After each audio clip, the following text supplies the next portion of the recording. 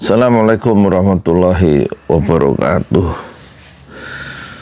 Alhamdulillah wassalatu wassalamu ala rasulillah. Saya barusan ini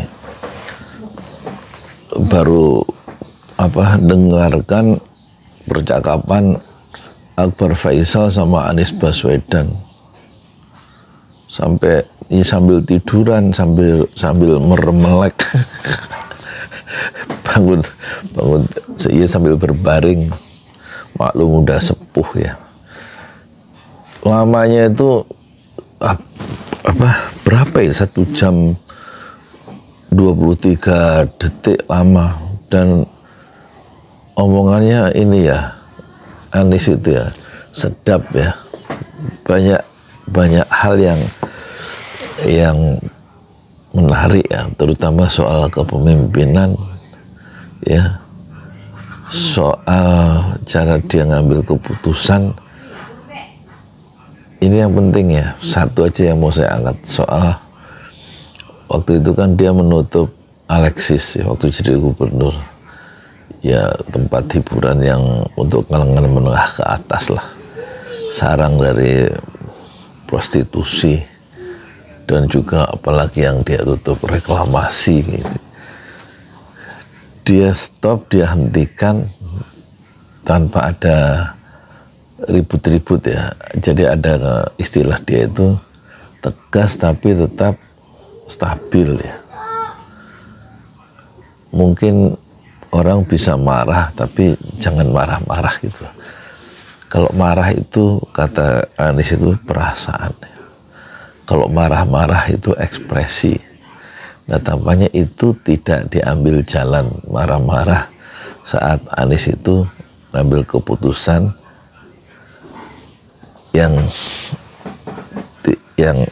tidak setuju oleh masyarakat, diikuti aspirasi itu memang menyalahi aturan dan nggak usah mencaci maki gitu ya. Itu memang satu cara pengambilan keputusan yang baru ya, dan dia bukan baru, khas Anies lah paling enggak, tapi rupanya dia ngambil contoh itu dari 2 tokoh Jogja yang memang halus pembawaannya ya, yaitu pertama Jenderal Sudirman. Jenderal Sudirman, siapa kata Anies yang bisa membantah bahwa Jenderal Sudirman itu tidak tegas? Orangnya tegas, tapi dia tidak pernah mencaci maki, tidak pernah membentak orang, katanya, kira-kira begitu ya.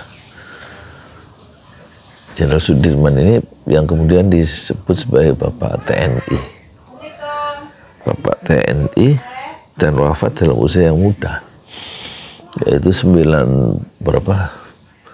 34 tahun, belum sampai 35, dan itu menjadi inspirator dari Anies Baswedan ya. Terus dia kemudian menyebut nama Sultan Hamengkubuwono ke-9 ketika menghadapi Belanda ya, yang mengatakan langkahi mayat dulu baru bisa masuk ke Jogja apa gimana gitu. Pokoknya dia menyebut 2 nama itu. Yang khusus Sultan Hamengkubuwono itu Anies nggak jelaskan konteksnya ya, atau terlalu sedikit ceritanya sehingga saya nggak nangkap maksudnya itu apa. Tapi poinnya itu dia belajar gitu loh dari Sultan Hamengkubuwono yang nggak pernah marah-marah, nggak pernah mencaci orang, tapi orang nggak bisa bantah, dia tegas ya. Beda dengan sopan santun seperti pramugari katanya, atau seperti pelayan di restoran ya. Dia sopan santun, tapi kalau tegas tuh berbeda ya. Ngambil satu sikap yang harus diambil dan tujuan tercapai, tapi nggak usah dengan cara mencaci orang lain gitu. nggak usah dengan marah-marah, tapi tujuannya tercapai. Ya cuman itu yang bisa saya tangkap poinnya, dan itu cukup ya untuk menjadi pelajaran saya sendiri. Ya. Dan beda dengan lembek katanya. Ya memang kalau Soekarno itu ekspresif ya, ekspresif kan, dan dia berjanji kalau akan memimpin sendiri pertempuran terhadap Belanda. Tapi ketika Jogja diduduki oleh Belanda dan Sudirman itu mengajak Soekarno itu memenuhi janjinya, Soekarno tidak mau, dia lebih baik menyediakan ditawan supaya dapat peluang satu perjuangan diplomatik dan bukan semata-mata militer sebagaimana yang dikehendaki oleh Sudirman. Dan di situ tampaknya Sudirman kecewa dan dia kemudian memimpin gerilya sambil memberikan pesan kepada sejarah politik Indonesia modern bahwa Soekarno semacam mengingkari ucapannya sendiri. Tetapi Soekarno mengucapkan janjinya itu dengan suara keras dan seperti biasa, dengan suara yang gagah ya. Jadi ketegasan itu dalam perspektif Anies itu tidaklah harus diekspresikan dengan cara menyerang orang lain, dengan cara marah-marah, dengan cara mencaci, tapi tujuannya tercapai. Kira-kira gitu ya. Sebenarnya ya moga-moga kalau supaya lebih akurat silakan lihat sendiri ya. Bagus itu, bagus ya. Mungkin juga saya salah nangkep karena pertama faktor usia udah 64 dan juga faktor dengernya sambil ngantuk ya tuh. Tapi lumayan lah bikin video untuk kenang-kenangan dalam hidup yang pendek ini. Oh ya, yang penting sebenarnya itu bukan Anies ya, yang penting itu sebenarnya saya bikin video ini, saya ingin menyelesaikan Masjid 6 Syuhada itu loh, ya, bukan Masjid Syuhada tapi 6 Syuhada, terinspirasi dari dibunuhnya 6 laskar Front Pembela Islam oleh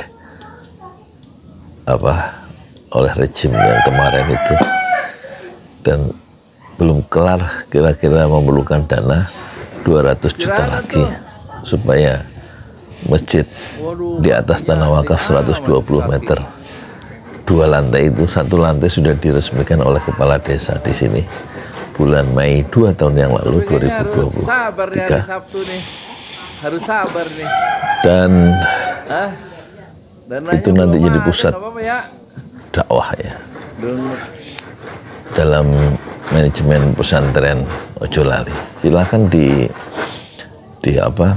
didonasikan dananya untuk pembangunan Masjid 6 Syuhada yang sudah menghabiskan dana 800 juta rupiah. Kami ucapkan terima kasih sebelumnya. Jazakumullah khairan katsiran. Assalamualaikum warahmatullahi wabarakatuh. Di jalan Allah. Ini Masjid 6 Syuhada lagi dikunjungi sama Ketua Hilmi. Modal awalnya berapa Pak Yudi Pramuko? 750.000. 750.000 rupiah aja. Jadi ini 500 jutaan nih barang. Sekarang udah habis 310. Masya Allah, tuh udah pakai keramik, plafon granit tuh kayak marmer tuh. Masya Allah nih, sampai juga kita ke sini. Masjid 6 Syuhada, ngapa namanya Masjid 6 Syuhada, ya, Pak Yudi? Kita mau mendokumentasikan perjuangan dakwah nama anak muda pengawal Habib Rizik Syihab itu. Masya Allah. Yang dibunuh sama orang jahat di kilometer 50. Kilometer 50 ya. Itu kan simbol memperjuangkan dakwah itu kita harus memberikan segalanya untuk Islam kan ya. Masya Allah. Islam. Dan nama anak muda itulah yang sudah memberikan segalanya untuk Islam. Masya Allah. Apa nanti nama pemuda itu ada juga di sini mungkin diterangkan? Mungkin 6 aja, 6 syuhada. 6 syuhada ya. itu, 6 syuhada dipasang di sini, 6 syuhada. Bipali, apa yang dikomentarin dari ini semua, Bipali? Masya Allah, luar biasa. Dari uang 700.000, kalau pengen ternyata bisa. Bisa. Allah kirim. Tuh, bisa. Ya, dengan masuk satu gang kecil, tapi Bapak ini luar biasa. Kecil tuh. Masya Allah ya. Satu call aja. Masya Allah. Perjuangan Pak Yudi Pramuko, YouTuber sejagat paling tua. Tertua di semesta. Tertua di semesta. Masya Allah. Tukang donat. Tukang donat. Tukang donat dari Paru. Ini saya laporkan dari lapangan ini, langsung dari Masjid Anam Syuhada. Masya Allah. Dan ini dia. Dalam lihat ah. Tuh lihat tuh masjidnya. Tuh imamnya di situ tuh. Malam-malam lagi kita. Masya Allah. Masih kurang nih. Atapnya katanya transfer aja. Masjid Anam Syuhada sebentar lagi selesai. Dinding lubang angin sebagian sudah terpasang, lantai 2 dan kemudian plafon termasuk lantai bukan keramik, granit 150 dus bersama tiang-tiang yang ada 16 setinggi 4,5 meter. Kemudian finishing terakhir adalah tangga menjebol atap ya, lantai pertama untuk masuk ke lantai 2. Inilah Masjid Anam Syuhada. 2,5 tahun lalu dimulai pada 2 Agustus hari Senin 2021. Tinggal sedikit lagi insya Allah. Dan lantainya dari keramik, bukan keramik, granit sudah diresmikan lantai pertama. Nanti lantai kedua lewat sini tangganya jebol untuk masuk ke lantai 2. Inilah Masjid Anam Syuhada yang sangat megah karena dari bahan-bahan pilihan, kualitas nomor 1.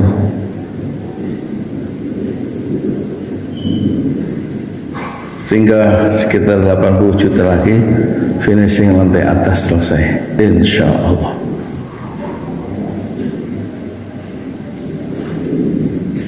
Ya, inilah Masjid Anam Syuhada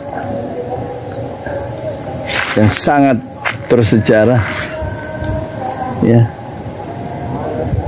dalam sejarah dakwah Indonesia modern, insya Allah, karena ini dibangun dalam konteks kezaliman rejim penguasa yang sudah membunuh 6 santri dari front Laskar Front Pembela Islam, dan kita abadikan pengorbanan dan perjuangan dakwah mereka sehingga kita sebut namanya Masjid Anam Syuhada. Mereka mengawal perjalanan dakwah gurunya Habib Rizik Syihab, dan mereka dicegat oleh orang-orang jahat di kilometer 50.